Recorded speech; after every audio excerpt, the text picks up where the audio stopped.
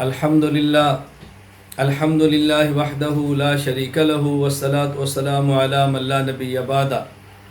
حضرت عمر بن خطاب، حضرت عمر فاروق امیر المومنین، رسول اللہ صلی اللہ علیہ وسلم کے سسر، آپ کے فضائل اور مناقب بہت زیادہ ہیں، آپ کی عظمت بہت زیادہ ہے، اسلام میں آپ کا بہت بڑا مقام اور مرتبہ ہے۔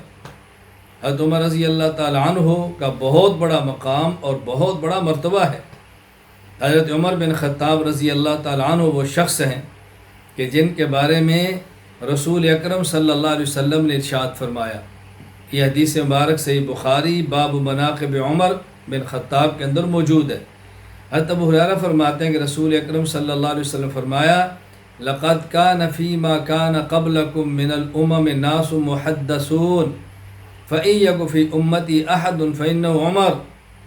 تم سے پہلی امتوں میں ایسے لوگ گزرے ہیں کہ جن پر اللہ کی طرف سے الہامی باتیں اترتی تھی، ان کے دل میں اللہ صحیح باتوں کا القاء فرماتے تھے، حق ان کے دل پہ اتر جاتا تھا، اور میری امت میں ایسا کوئی شخص ہے تو عمر بن خطاب ہے۔ اللہ اکبر، یعنی آپ کے دل پہ حق اترتا، اللہ اکبر، حق کو قبول فرماتے تھے، باطل کو رد فرماتے تھے۔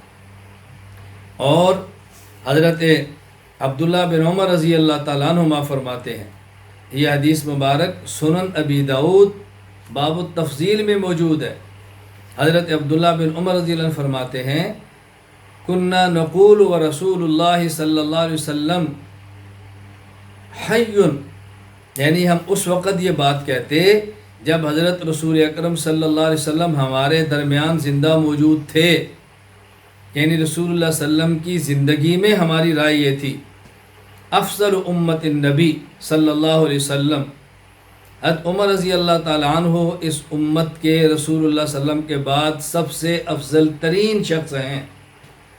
بعد اب ہم یہ کہا کرتے تھے افضل امت النبی صلی اللہ علیہ وسلم ابو بکرن، حضور اکرم صلی اللہ علیہ وسلم کے بعد اس امت کے افضل ترین شخص ابو بکر ہیں، ثم عمر ثم عثمان، پھر حضرت عمر پھر حضرت عثمان رضی اللہ تعالیٰ عنہ۔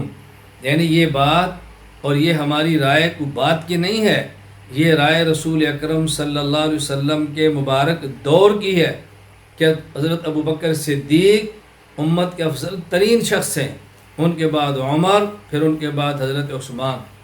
اور حضور اکرم صلی اللہ علیہ وسلم کا واضح ارشاد ہے، نبی کریم صلی اللہ علیہ وسلم نے حضرت عمر رضی اللہ تعالیٰ کے بارے میں عجیب بات ارشاد فرمائی، فرمایا ان اللہ جعل الحق علی لسان عمر وقلبہ، عمر کی زبان، عمر کے دل پر اللہ نے حق کو جاری فرما دیا۔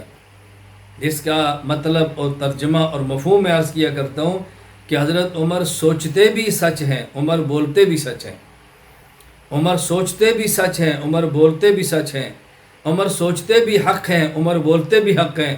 نہ عمر کا دل غلط بات کی طرف جاتا ہے، نہ عمر کی زبان غلط بات کی طرف جاتی ہے۔ عمر نے جو بولا وہ بھی سچ بولا، جو عمر نے سوچا وہ بھی سچ بولا۔ عمر حق ہے اور ہم حق کے ساتھ ہیں، حق کے آنے پر خوش ہیں، حق پہ راضی ہیں، حق کو پسند کرتے ہیں، حق سے محبت کرتے ہیں۔ اے اللہ ہمیں حضرت عمر رضی اللہ تعالیٰ کے محبین میں شامل فرما۔ وآخر دعوانا الحمدللہ رب العالمین۔